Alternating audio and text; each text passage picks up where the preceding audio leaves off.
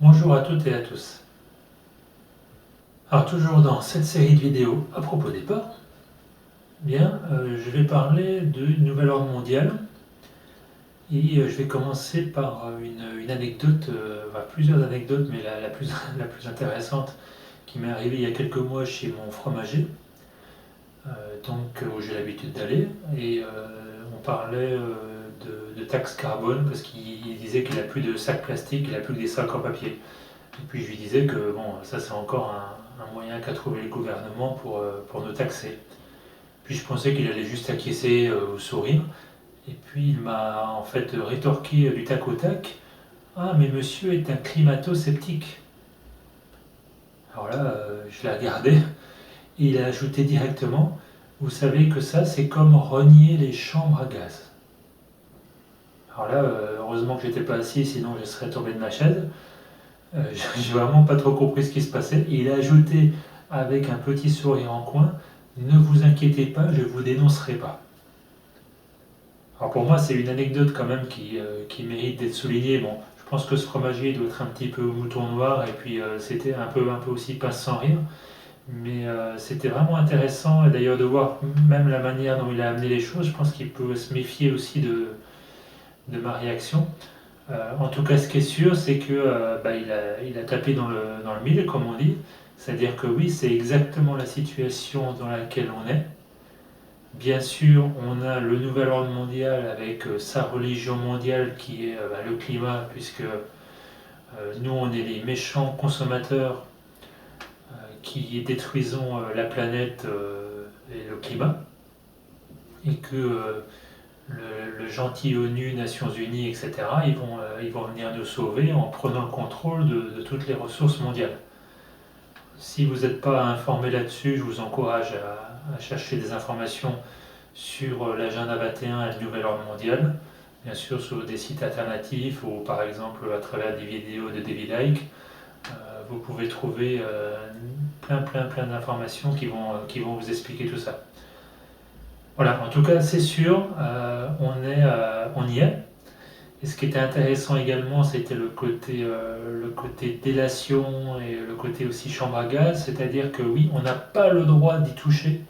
Qui peut se permettre aujourd'hui de dire que, en fait, ces histoires de climat, c'est des foutaises inventées par des pseudo-experts, etc. Alors, je ne sais pas si c'est le cas, mais peut-être qu'un jour, il y aura une loi qui fera qu'on ira en prison si on dit ce genre de choses. Et puis oui, aussi le côté délation, c'est-à-dire que non seulement on ira en prison, mais il y a peut-être des gens qui viendront nous dénoncer ou qui recevront une prime pour avoir dénoncé ceux qui pensent comme ça, c'est-à-dire les moutons qui essayent de sortir de la bergerie. Et ce qui est assez drôle, c'est que quelques jours après ça, ma partenaire m'a montré une vidéo sur le crédit social en Chine. Bon, j'en avais déjà entendu parler, mais je ne pensais pas que c'en était à ce niveau-là. C'est-à-dire que oui, ça y est, aujourd'hui, les gens sont surveillés 24/24 en tout cas dans les grandes villes chinoises, et qu'ils ont des notes qui leur sont attribuées. Voilà, je sais pas, par exemple, si je fais une incivilité dans la rue ou je ramasse pas la crotte de mon chien, je vais me prendre un -1, un -2, etc. Et puis je vais avoir des conséquences réelles dans ma vie de tous les jours. Par exemple, j'ai plus accès aux moyens de transport, j'ai plus accès à certains types de travail, etc., etc. Donc c'est réel. Je pense que si on repense au livre de George Orwell 1984, eh bien, on a maintenant largement passé ce stade avec tous les moyens en plus technologiques qu'on a aujourd'hui et que le système a à sa disposition pour nous surveiller et nous contrôler. Et puis un dernier exemple, d'ailleurs c'est assez drôle parce que tout ça, ça s'est passé en l'espace de quelques jours. Comme quoi, quand la conscience veut mettre quelque chose sur la table, quelque chose en évidence, ça va assez vite. Donc quelques jours plus tard, je vois un reportage sur France 2, je crois, donc à propos de Monsanto, des pesticides, etc. Donc sujet que je connais plutôt bien, mais ça faisait longtemps que j'avais pas regardé de reportage à ce propos, puis il y avait certains aspects certainement que j'avais ratés. Et là, au moment où je commence le reportage, où je le prends en route plutôt, ils sont en train de montrer en fait un agriculteur français qui vient de recevoir ces semences, donc c'est pas Monsanto, mais un autre, je crois qu'il y a 4 sociétés dans le monde qui ont le monopole justement de toutes ces semences technologiques, on va dire. Et donc il a des graines de blé, mais en fait elles sont rouges. Et là le journaliste lui demande pourquoi c'est rouge. Et l'agriculteur répond que c'est normal parce qu'en fait elles sont entourées d'un pesticide. Alors là, vraiment, je suis tombé aussi de ma chaise, c'est-à-dire le pesticide intégré dans la semence. Là, il faut le faire quand même. C'est-à-dire là, je pense qu'on on est allé quand même très loin dans la connerie, mais ça fonctionne. Alors je m'arrête là, mais bon, il y a plein d'autres choses qui reviennent en ce moment, les vaccins, la puce RFID, etc. Bon, on connaît toutes ces mesures-là, mais en tout cas, si j'ai envie d'en parler aujourd'hui, c'est pour qu'on s'arrêter 2 minutes et bien intégrer le fait que il n'y a pas de solution dans ce système. La dictature est en place, c'est pas la peine d'essayer de s'échapper. C'est moi quand ça m'est venu à l'esprit là, il y a quelques semaines, je crois que c'était surtout après avoir vu le fromager, après cette histoire avec le fromager, là, je me disais oh là ça prend une tournure ce qui se passe en France là, et donc mon premier réflexe a été de dire tiens est-ce que je peux partir dans un autre pays où je vais acheter un bateau puis je vais aller vivre dans les eaux internationales. Donc il y a peut-être des solutions de contournement qui vont être intéressantes pendant quelques mois, quelques années, je ne sais pas. Mais de toute façon, le programme de l'Agenda 21, c'est en fait la mainmise sur toutes les ressources mondiales, y compris l'eau, la mer, les êtres humains, etc. etc. Donc de toute façon, il n'y a pas d'échappatoire. Et quelque part, c'est bien. Quelque part, tant mieux. Vous savez, je me rappelle mes parents dans les années 60, tous les deux ouvriers avec un petit salaire. Finalement, ils ont réussi à construire leur maison, à éduquer leurs enfants, à avoir une petite vie confortable. Donc, si on n'a pas un coup de pied au cul, ben, il ne se passe pas grand-chose. Ben là, aujourd'hui, on peut le dire, oui, on s'est mis dans une situation où les choses sont devenues tellement insupportables qu'il est temps justement de réagir, il est temps de réaliser, il est temps de faire quelque chose. Alors justement, qu'est-ce que je peux faire? Parce que cette dictature mondiale, ce système, il a tous les moyens pour m'anéantir, pour me surveiller, pour m'esclavager. Alors ça paraît impossible de sortir de ça. Je crois que c'est important de voir les choses du point de vue de la conscience. De se rappeler que tout est vibratoire. Tout ce que je vois dans le domaine matériel, toutes les créations, correspondent à un niveau de conscience, à un niveau vibratoire. Donc effectivement, si j'oublie ça et que j'essaie de changer les choses purement matérielles, ça va être très difficile compte tenu de ce qu'on vient de dire et de la puissance du système. Vous savez, les gros poissons mangent les petits poissons. Et nous, on est le petit poisson dans cette histoire, évidemment. Donc, si je regarde les choses d'un point de vue matériel, ça va être très compliqué, voire impossible. Donc c'est important de se rappeler que ça ne se joue pas à ce niveau-là. Ça se joue au niveau vibratoire. C'est par rapport à ce que je manifeste dans la matière. Par rapport à ce qu'on manifeste tous. Je rappelle qu'on a créé ce monde qui nous rend esclaves parce que nous sommes déjà esclaves de nous-mêmes. Nous nous comportons déjà comme des esclaves.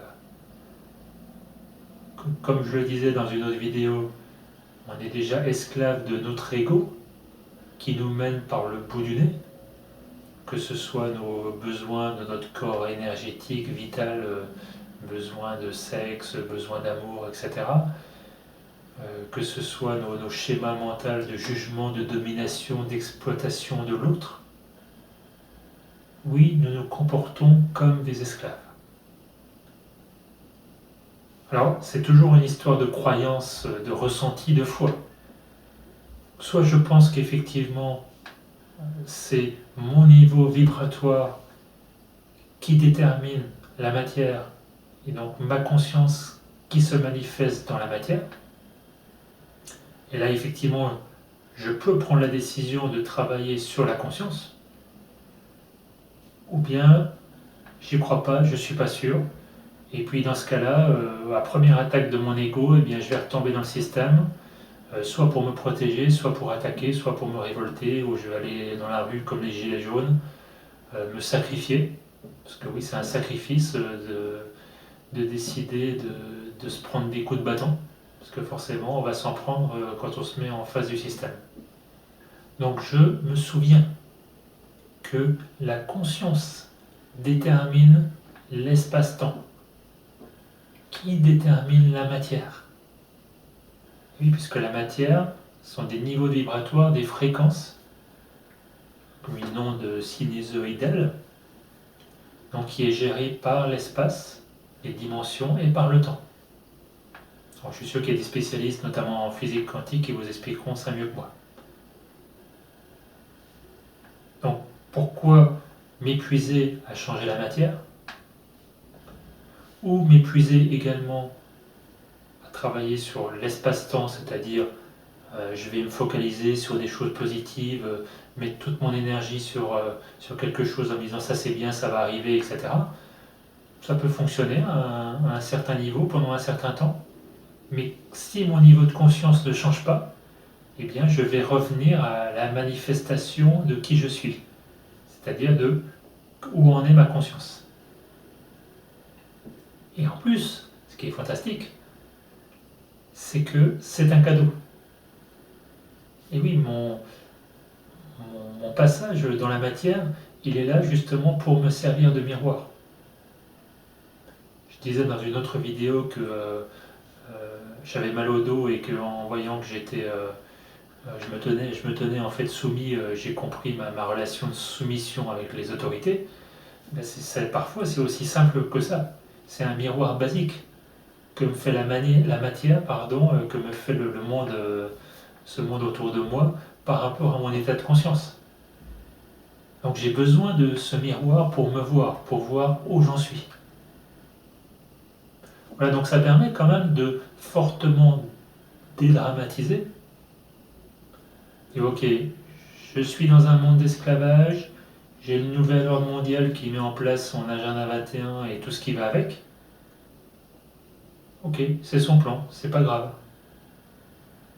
Je sais que si je change ma conscience, la manifestation, ce que je vais vivre va changer.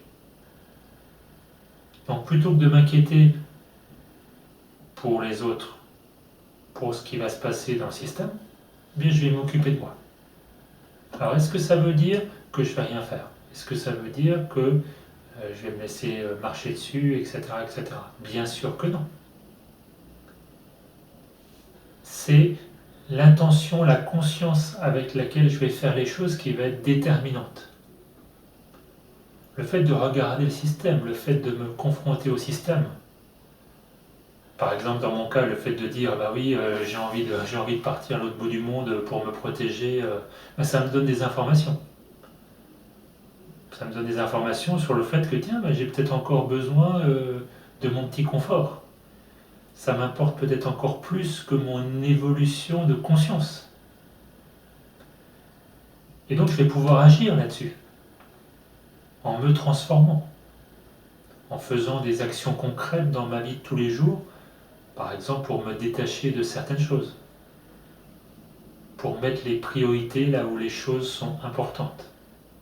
En général, quand les choses ne tournent pas rond, que ce soit je suis malade ou j'ai justement les autorités extérieures qui m'attaquent, etc., etc., souvent c'est que il y a quelque chose qui ne tourne pas rond à l'intérieur de moi. C'est le désordre à l'intérieur de moi. Le désordre, c'est justement parce que j'ai donné la priorité à la matière. J'ai donné la priorité à l'avoir au lieu de donner la priorité à l'être. Eh bien, qu'est-ce que je fais? Eh bien, je vais remettre les choses dans l'ordre. Un petit peu comme je suis en train de travailler dans mon bureau, j'arrive plus à me concentrer, et puis j'ouvre les yeux et je vois que le bureau c'est le bordel, il y a des papiers partout, je m'en sors plus. Je vais m'arrêter et puis je vais faire du rangement. Je vais nettoyer. Je vais regarder les papiers peut-être que j'ai pas envie de voir, mais je vais mettre tout ça dans l'ordre. Après, je vais commencer à me sentir mieux, je vais commencer à respirer. Je vais ouvrir la fenêtre, je vais nettoyer la pièce, etc. Ben, c'est ce que je fais à l'intérieur de moi. Je nettoie. Je laisse aller ce qui n'est pas important. Je mets de l'ordre. Je redonne la priorité à ma conscience, à mon âme, à mes choix spirituels, à la direction que je veux prendre dans ma vie.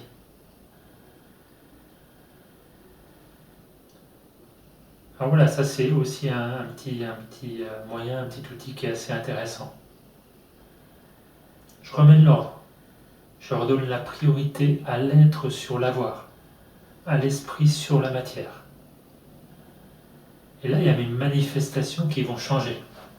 Alors, tout de suite ou plus tard, je ne sais pas.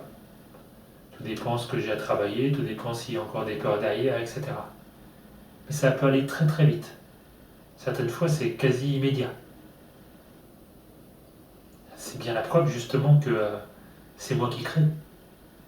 Et puis, puisque ce système qui m'attaque, ce système qui me fait peur, c'est le système du monde de l'illusion, le système basé sur le mensonge. On sait que dans ce monde d'illusion, le plus gros poisson, c'est le plus gros menteur, c'est le plus riche. Eh bien, moi, je vais faire exactement l'inverse. Je vais baser ma vie sur le monde de vérité, puisque c'est qui je suis réellement. Donc, je vais commencer par dire la vérité. Tout le temps, de toutes les manières. Y compris en disant que peut-être j'ai peur de dire la vérité. Donc c'est cette petite vigilance, ces petits exercices aussi tous les jours. Chaque fois que j'ai peur, chaque fois que je sens le système qui est pressant, qui me titille, chaque fois que je vois ce nouvel ordre mondial, chaque fois que je vois toutes ces mesures liberticides, eh bien, je vais dire la vérité. Je vais regarder mes peurs. Je vais partager avec les autres ce que je ressens. Qu'est-ce qui se passe dans le monde autour de moi? Je vais faire des vidéos par exemple. Peu importe, chacun a ses outils, chacun a sa partition à jouer. Mais je vais dire la vérité. Ce système n'existe que grâce au secret. D'ailleurs, le principe d'une conspiration, c'est que c'est le secret. Il n'existe que parce que justement, d'une certaine manière, on coopère, on consent, plus ou moins tacitement. Donc ça, c'est le secret, le mensonge. La vérité, c'est pas quelque chose qui se fait par omission. La vérité, c'est quelque chose qui s'exprime, qui se dit. Donc je dis ma vérité, je prends toutes les opportunités pour la dire. Sans changer les autres. Sans espérer que le système va changer. Il ne changera pas, c'est un système. Il a été créé par moi, par tous les êtres humains, pour justement nous amener à faire un changement de direction. Quand ce changement est fait, le système va mourir de lui-même. Vous savez bien que si personne ne va chez le médecin, il n'y a plus de médecin. Si plus personne ne mange du pain qui a été fait avec du blé rempli de pesticides, il n'y aura plus de pesticides, etc., etc. Voilà, c'est ça le principe. C'est je dis la vérité, alors que le monde de mensonges, il est alimenté uniquement parce que j'y participe. Alors oui, en conclusion, je me propose de dire la vérité, plutôt que d'avoir peur de ce système, de cet agenda 21, de ces puces électroniques qui arrivent, de cette connexion à l'intelligence artificielle qu'on nous promet pour 2030, je crois. Eh bien, je choisis la vérité et je laisse le système dans son monde d'illusions et de mensonges. Oui, j'ai foi dans la vérité. J'ai foi dans qui je suis réellement. Une âme dans un corps, l'esprit dans la matière. Je m'engage à me comporter comme tel.